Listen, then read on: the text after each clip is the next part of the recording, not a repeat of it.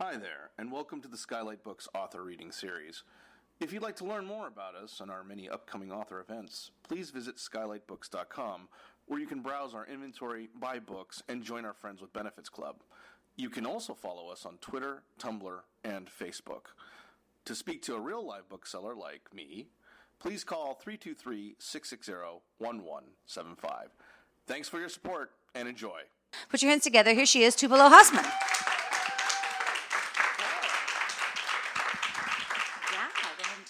Either one. Hi, everybody. I asked for the tape. How's that feel? On my stool. Yeah, it feels secure. Okay. Thank you for coming and driving.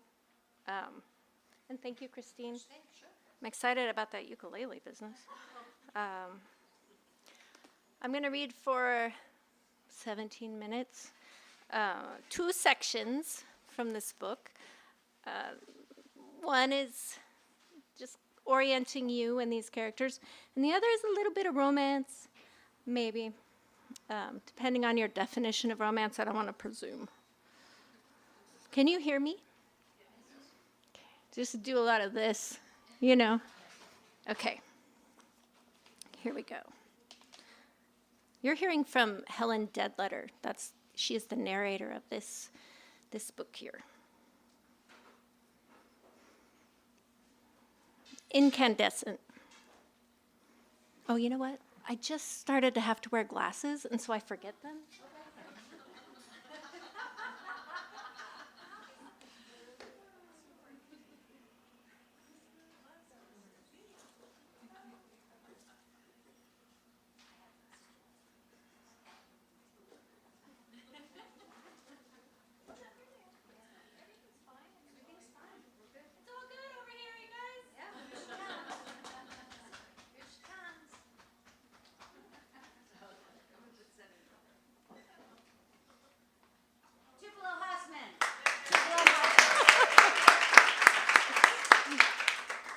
I mean, I'm very young.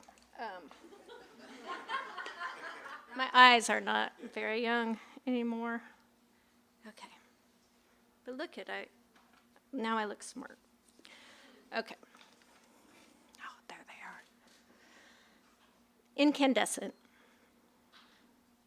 The bulb is bare and hot to the touch. It's old school, the shape of a cartoon idea, and throws a brighter kind of light than the new ones that last forever and won't burn the house down. There is no hiding before it, and that's good. Mistakes are made in the shadows.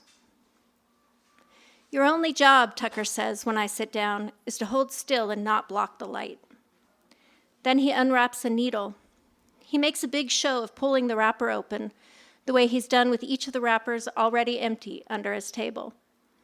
Sterility is a sign of his professionalism.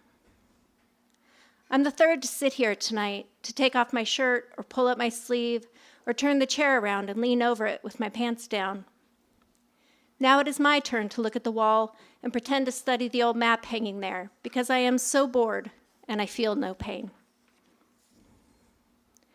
Tucker dips the needle into black ink, our only option, and as the needle touches the soft skin of my forearm, the motor of his homemade tattoo machine whirs out a word into my skin that is copied from my mother's own handwriting. It starts with a looping L, bent on leaving. I feel pain. The motor sounds like those in the sewing machines lining the tables in home economics at Rosary High.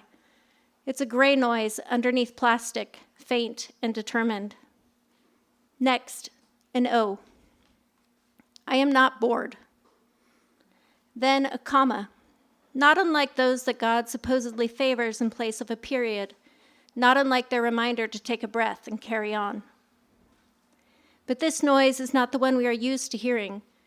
The sewing machines with Rosary High girls bent over them, the way our sisters and mothers bent over them before, making the same aprons, napkins, placemats, tablecloths. That sound is the sound of the past. The sound of Tucker's motor is the sound of the future, with a capital F and a capital U. Low. Tucker saved money from 2 Rosary summers slinging tires at Fast Eddie's to buy the parts for this tattoo machine and for secret trips to Sky's tattoo shops to watch and learn. And then he took off. Whenever he sneaks home to visit, he posts up at Fast Eddie's, and so long as we pay for the ink and let him take pictures when he's done, our tattoos are free. Dickhead discount. He dips the needle, starts the second word, a small P. This is all completely illegal, of course, because Tucker can't get a license here. A little E. And because we're teenagers, a little T and A. The very last thing we have control over is our own bodies. A little L rising up like a sail caught in a wind. The last word. In Rosary, the kiss of God wetting a babe's forehead in baptism is the only approved bodily modification, because God doesn't make mistakes. A small R. If he'd wanted those words or flowers or birds, if he'd wanted that arrow on you, he'd have slung it there himself. A small I. As the little dot above the I takes the shape of the tiniest flower, I beg to differ. An S, an E, an R. If God has allowed the postscript of baptism, if he forgot something so important as salvation's own barcode, who's to say he didn't drop a stitch elsewhere? If Pastor Ted is doing his work at the baptismal font, it seems to me like Tucker might be doing his work here too, with his stolen batteries and clean needles, and the dazzling white light that chases out the shadows. This pot of ink might be just another font we dip into to add what God forgot.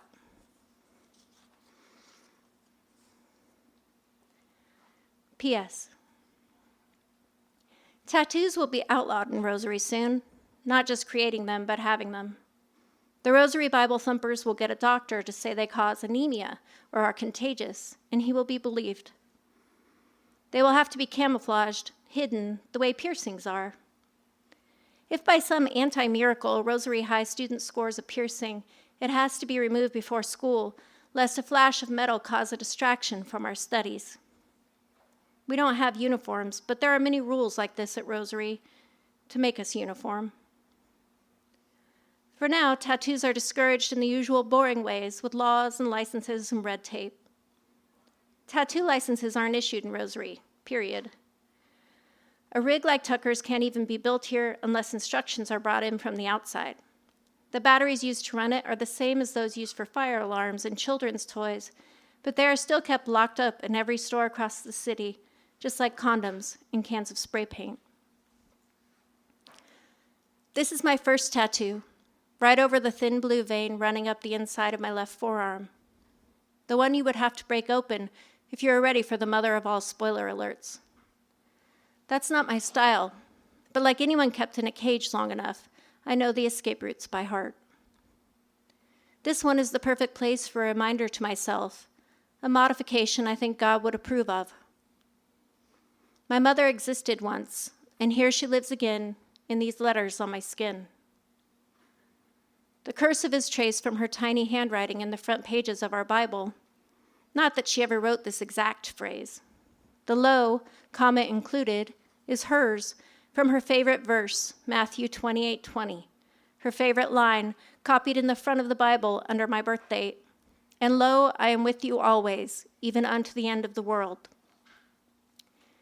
This is the lo she would use when she looked out the window and saw the sun rise or heard a bird sing, the small prayer she uttered for any of a day's moments, her reminder to wonder at them.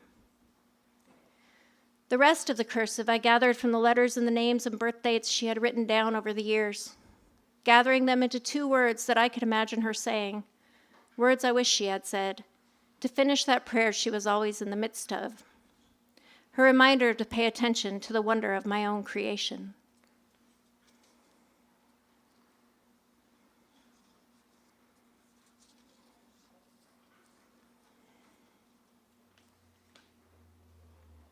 Be cute.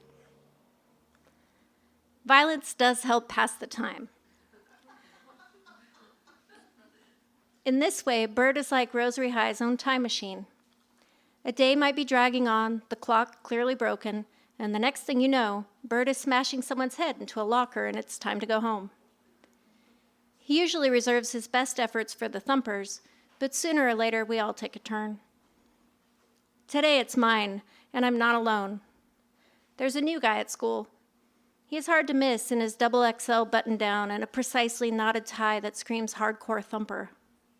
At least that is what I'm thinking as we pass each other in the quad, and he smiles down at me like he cannot wait to share the good news. His look is so sincere, so open, that even I am kind of caught up for a second. And this is the exact moment when Bird decides to welcome him to Rosary High by knocking his head and my head straight into each other. Hard. Hard enough that the new kid throws up chocolate milk and red licorice all over the three of us. A pretty weird diet for high school. Not that I know he's thrown up, because I'm passed out on the hot cement of the quad and dreaming of sugar melting in an easy-bake oven, the black scar ruining the pink metal, and my mouth watering. When I open my eyes, it's to Bird kicking this kid in his big, soft stomach, Bird saying, "You messed up my shoes, you pig." And the new guy not saying anything, even when Bird kicks him again, his chocolate and sticky red Converse leaving streaks on the fancy shirt, streaks that look like smears of shit and blood. And even when Bird kicks him again and shouts, "Is that all? What else is in you?" The new kid says nothing. And he still doesn't say anything when a girl I've never seen before either, with long brown hair and tight jeans, comes up behind Bird, flips her Technicolor bangs back, and says, "Spencer Doncaster?" Like she is taking roll. Like she is dying to get her ass kicked too, and then she says it again. "Spencer Doncaster, that's my brother you're fucking with." Only teachers call Bird by his real name, and even they look a little scared when they do. When Bird turns around to explain this to the new girl, she hits him across the face with the long side of her forearm before he can. I am thinking that this is a really good way to break an arm, and I am hypnotized by the mess of silver bangle bracelets flashing and jingling in the sun as she swings back and hits him again. Her bangles come away as red as licorice with Bird's blood, and he can barely push fucker out of his swollen lips, lips still too kissable, more kissable than is right. She leans down to her brother and strokes his head. "Win, you okay?" He doesn't answer her. He speaks to me. "Hi."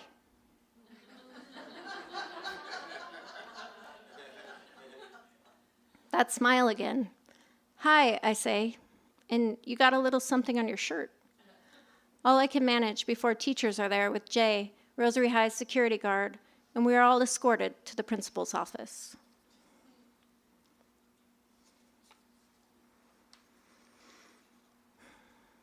Punished. My 3-day Rosary High vacation begins with Dad leaving for work, the door finally closing on the last of his many reminders about the studying he thinks I will do today. And then silence. And more silence. Aunt Bev will still be asleep. The tire yard isn't open to Dickheads until school is out. Silence. I might actually study. And then the phone rings. Even after the meeting with Principal Harrison, even while I was giving Winthrop and Rainbolene my phone number, while Bird's mom and my dad were talking, I didn't notice Winthrop's voice. I do notice it on the phone, though. There is no way to hide from its depth and strength, nowhere else for it to go but straight into my head. And when he says, "Helen Dedleder, this is Winthrop Epsworthy speaking. Do you want to come over to my house and not study?" I can even hear the smile on his face.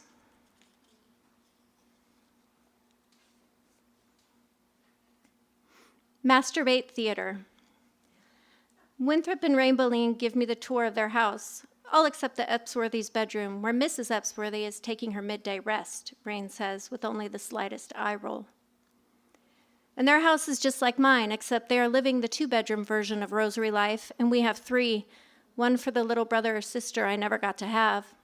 And except that where our porch has the same polite nothing on it as most Rosary porches, the Epsworthys have placed a stone pagoda, and their yard is dotted with dandelions. My dad goes out at night with a tiny spray bottle of weed killer and murders the dandelions when he thinks no one will notice. As far as I know, this is the only time he succumbs to pride. And here is an entire plot of them, the sins of a Rosary lawn for all to see. and here is a pagoda with no explanation at all. And in the Epsworthy's kitchen, right in the middle of the day, we eat ice cream. I can't decide if I've wandered into Sodom or Gomorrah, but I finish every bite. And then we still have 2.5 days left without school. The Epsworthys have an old stereo with a dial tuner, and we sit around for a while on the living room floor trying to get Sky Radio to come in. Every Rosary teenager, Thumpers too, tries for Sky Radio on any device they can access. It's worth listening through the static because the doctor and his sidekick talk about sex and answer questions about sex and make jokes about sex and have live porn stars on to talk about performing sex acts for a living. Like all of these sex-related actions are choices a body can make with no shame. And most important, the hosts give shout-outs to Rosary kids like they know we're listening, like they know what we're listening for. It won't come in, and I'm suddenly saying, I can get it at my aunt's shop if you want to come over there sometime. I don't want to explain Aunt Bev, don't want to lose these new friends if the fact of her will drive them away, but I think this thought after I've already opened my big mouth. Your aunt's the psychic, right? Winthrop says. And when I nod, barely, like maybe I can still hide this information by being non-committal, he says, cool. And then Rain says, as if she already knows about Aunt Bev too, but what are we going to do now? She kind of meows the now, like a bored little kid. It's like everyone they know is related to some witch or other, so my situation is no big deal. And the acceptance of these two people settles around me like dandelion fluff from a wish I didn't know I'd made. We could put on a play, Winthrop says. Rain jumps up. Meet me in the bedroom. In their bedroom, Win and I sit on the floor between their beds, and Rain comes in with a big metal box and shuts the door quietly so as not to wake their mom. A minute later, and we are surrounded by Mr. Epsworthy's collection of dirty books, reading lines out to each other, and I am laughing so hard, it feels like the first time. Speakeasy. After we have read through most of Mr. Epsworthy's stash on the first day of Rosary High porn camp, I invite Winthrop and Rain to the tire yard, which is kind of an awkward invitation to present. Hey, do you guys want to go to Fast Eddie's Tire Salvage and break the law with that guy who beat up Winthrop, a couple of weird girls, and an old perv? Is that something that sounds good to you? I don't put it quite like that. When it gets to be 3:30 and I know the Dickheads will be on their way to Fast Eddie's, I make this slightly more enticing offer. Hey, after school, some of us get together at the tire yard and drink beer. Do you want to go? Since Winthrop and Rain didn't rat Bird out in Principal Harrison's office, I know they will be welcome, or what passes for welcome in Dickhead language.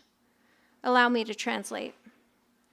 When we arrive at the tire yard, Bird nods at Rain and gives Winthrop a "what's up?" This is a standard greeting in many dialects, but when spoken at the tire yard to a newcomer, it translates roughly as, "Fellow traveler, you are welcome here." Bird doesn't expect an answer, and when he does not receive one, it is revealed that the Epsworthys must have encountered other Dickheads in their travels and are familiar with our customs. We sit down, and Bird pushes the bag of beers at his feet toward us. In Dickhead, this translates basically into, I have done you a wrong, which I now acknowledge. I would like you to forgive my past behavior. I share with you now the tools of forgetting. Accepting the tools of forgetting without comment, as is appropriate, Winthrop and Rain open them and drink. Dickhead initiation successful.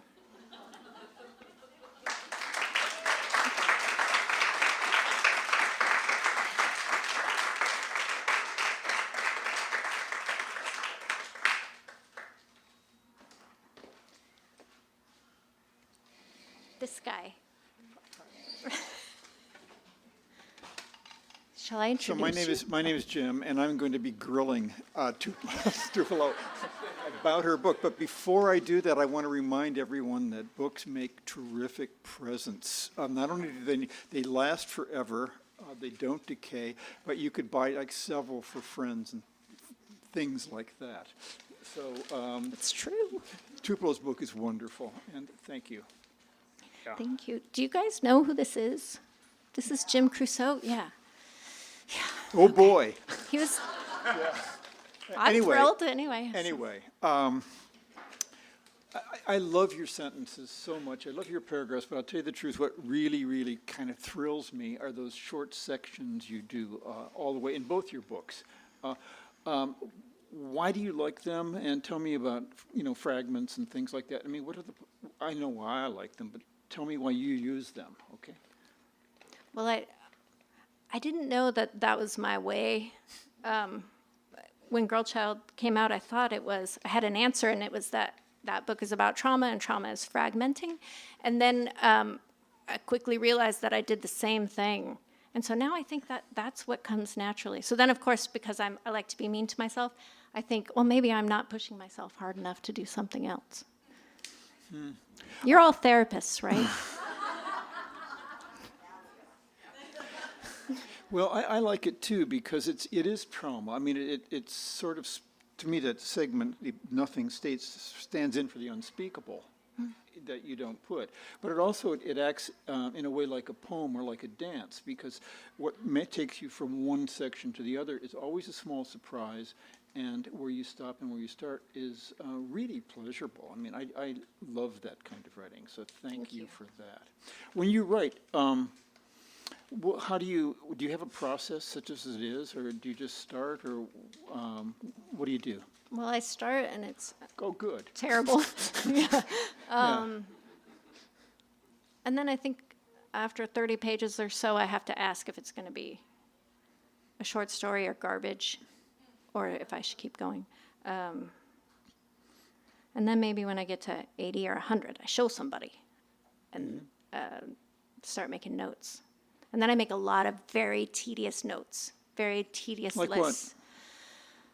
What? Add this here, make this connection somewhere, thread this thing through, which is the worst. And I really obsessively go through the list, and I can't put it to bed without that. Maybe that's normal. Mm-hmm. Yeah. You revise a lot?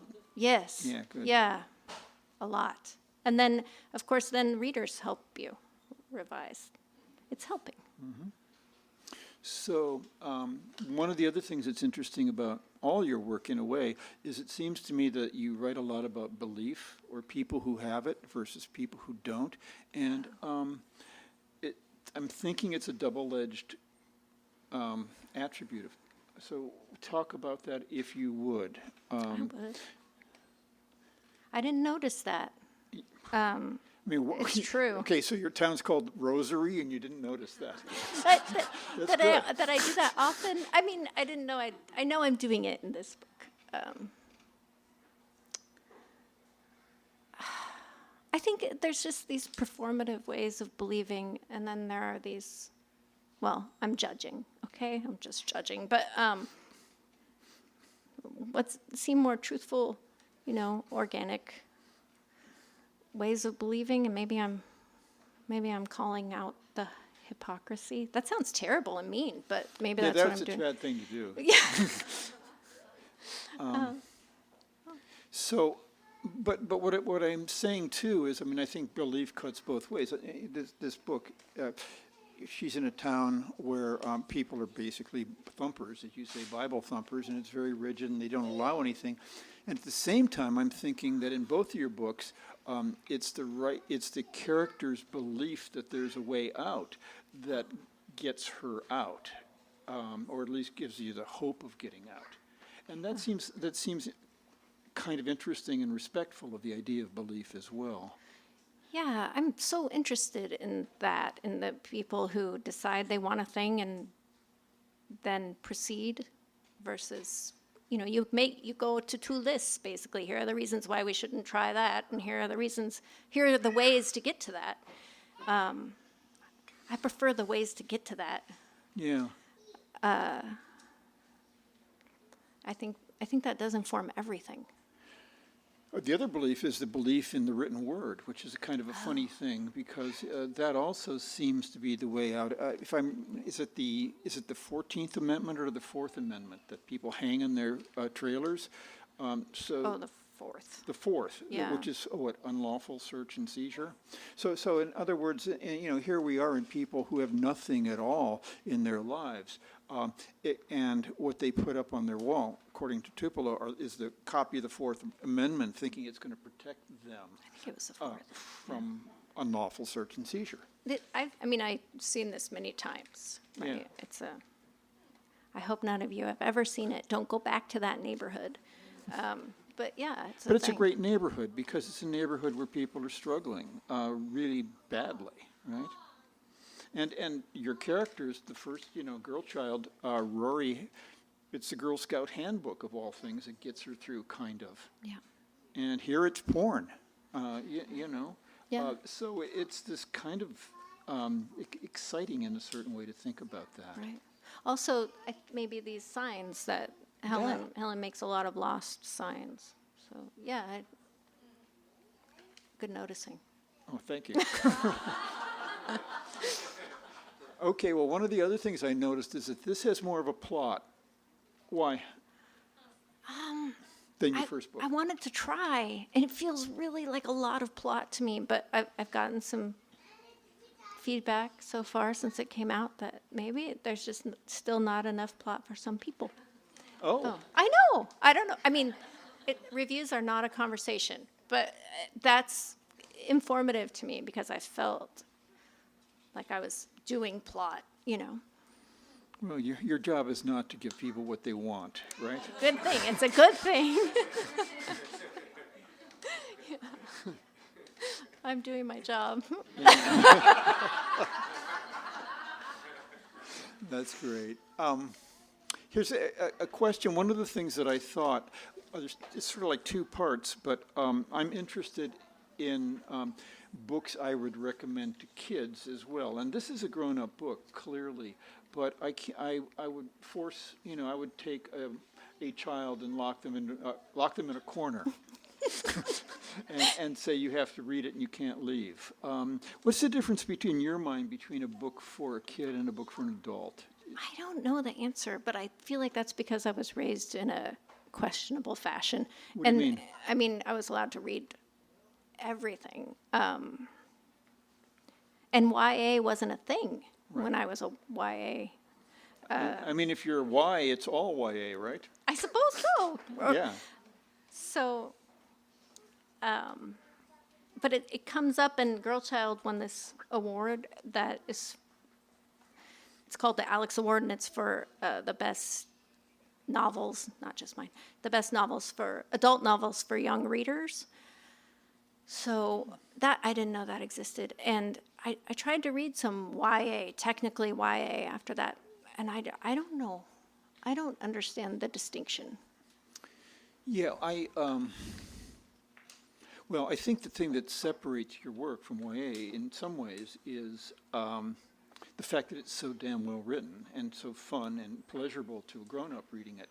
The thing I think that maybe puts it somewhat in that category is the fact that it's about trying to figure out where somebody stands in the world. And that seems to be, where they're also interested. Why do you like, because I think you do, and I think you're so good at it, why do you like using a voice of a young person? Working so hard not to psychoanalyze myself right now.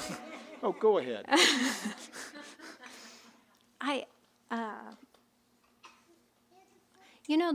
This Gods with little g was, the little seed of it was someone that I love who lives in a rural area in a Bible Belt state, who's trans and a teenager, and that has this group of friends, that are everything, every single thing.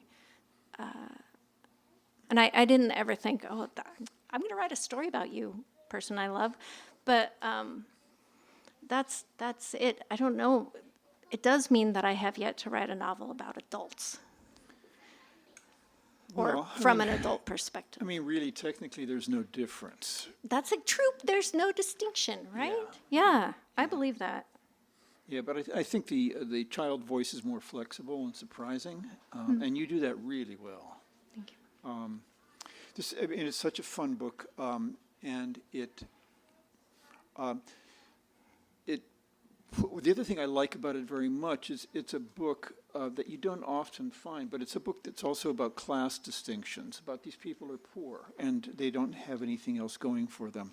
And I think that that's one of the funny conversations that's been lost in America for the most part. It's been put into other categories, but the fact that some people just don't have any money really affects the way they are. And it also affects their belief, right? Mm-hmm. Yeah. Yeah. Does anyone have any questions out here that you can throw in? And for example, Tupelo said that she really wanted to talk about the answer to climate change. I said softballs would be good, and this is what we came up with. Question for you. You mentioned the way that you read when you were young.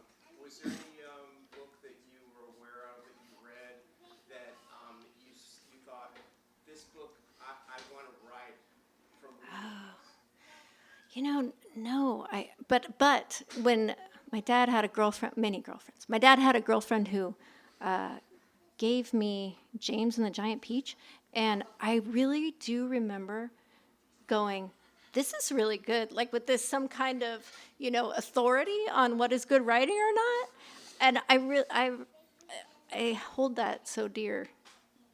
Just also, it's odd, but I had an opinion, and there it was. It took that. Yeah. I don't have a question, but I have a comment because I think it's amazing and hilarious. Tupelo and I are friends, and we were just using the restroom, and I was waiting for it to come out, and I was killing time by reading James and the Giant Peach. I'm thinking to myself, I have to ask Tupelo if she's read this, because that was also the book when I was third grade. Like, I can't believe this can be done with words. Yeah. Anyway, it's right over there if you want it. I will answer questions you don't even ask aloud. You just think them, and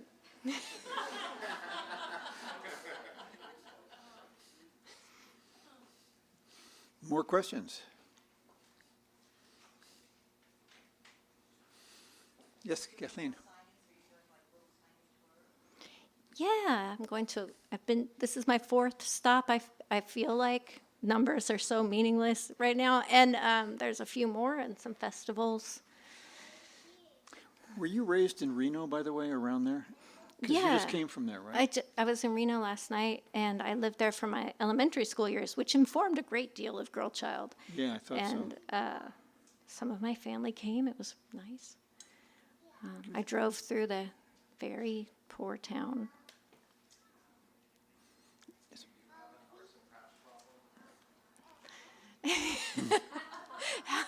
Helen makes paper flowers, not origami, but similar.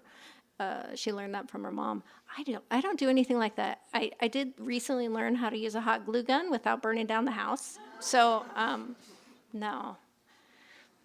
And Rory does paper flowers too, or there's paper flowers in Girl Child too. They're paper flower. They're alluded to, Yeah. but she doesn't create them. Oh no, there's a toilet paper flower. Oh, I've read that book. You said something really interesting about process and revision. You were talking about making lists, and I think about revision all the time because the inspiration piece is so fleeting as almost be non-existent. So I'm wondering if you could talk, like maybe quite literally about what your writing process looks like, quote, on a day-to-day, if you don't mind, just because I think it's useful.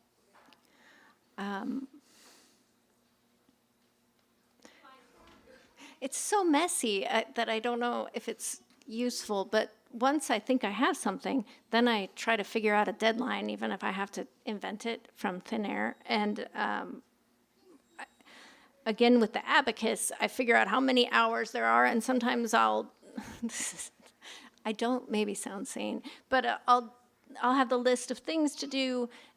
I'll split it into big problems or big issues and smaller ones, and then do division, and then I set a timer and take a break. There's this science about your brain has this much energy for 50 or 90 minutes, and if you take a break for 10 minutes. But, if I had a more discipline, I think I wouldn't have to do it that way. But that's the way that I that I do it and it's working. Yeah, look up Pomodoro. Okay. Oh, All right. not the tomato sauce. Not the, well, it could be the tomato sauce. Yeah. The Pomodoro technique. That's what you're doing. Oh, really? It's an awesome technique. You're doing exactly the right Pomodoro. It's sweeping Los Angeles. Okay. Named after the timer that's shaped like a tomato. Oh. Because Pomodoro is Italian for tomato. Oh, see. So the little thing. You'll love it. Okay. It's a good thing he didn't have a timer shaped like a hamster, huh?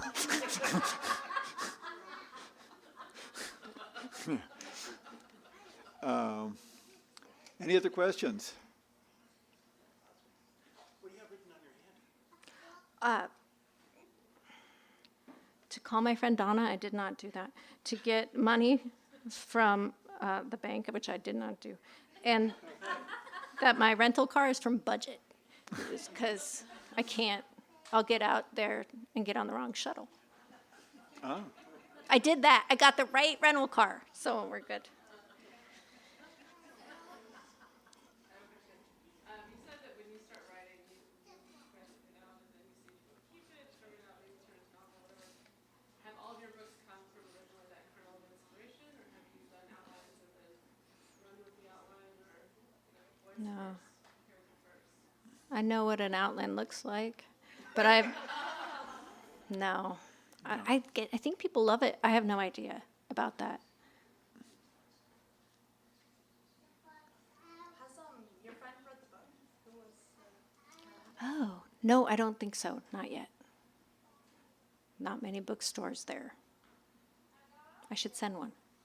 Yeah.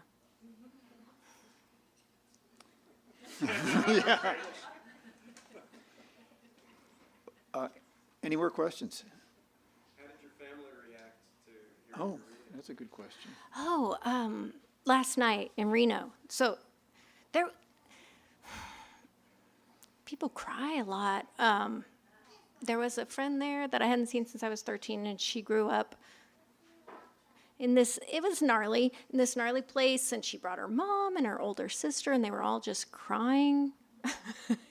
And I was trying not to cry. And her mom, I said, I remember doing dishes at your house because my friend couldn't play until we did chores. And she cried more and said, I wish that's not what you remembered. And it was very nice. It was very nice. And then I'm going to go to San Francisco in a couple days, and I'll have most of my brothers will be there. And then what they're going to do, they're my older brothers, they're going to think that everything that I read is something that's happened to me. Yeah. Yeah. Well, how much is in something that's happened? I think it's like 72%. No.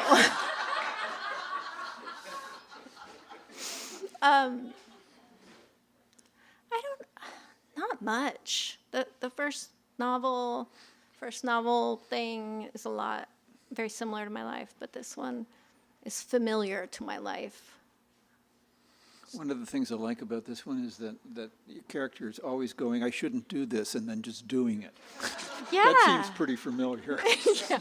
I am very familiar with that part. Yeah.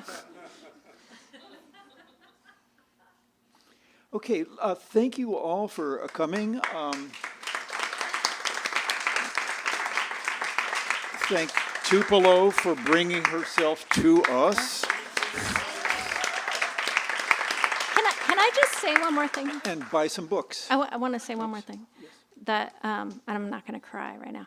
So Jim Krusoe was my first creative writing teacher at Santa Monica College. I had dropped out of high school after all the mess, and I was still a mess. And I had no idea what I was going to do. And I was dead set on getting A's, and I had A's. And then the first night of your class, I think, he comes in, he's like, I only give B's. And I was like, oh, fuck. And I stayed. Yay me for losing that A. And I really did go, oh, this is what I'm going to do. And when I left Santa Monica College, I had applied to all these universities. I took my acceptance letters to Jim, And I said, where do I go? And he told me, and I did it. And then when it was time for grad school, I did the same thing, and he's very graciously told me what to do and was right again. And so that's why I asked him to be here tonight. I'm sorry.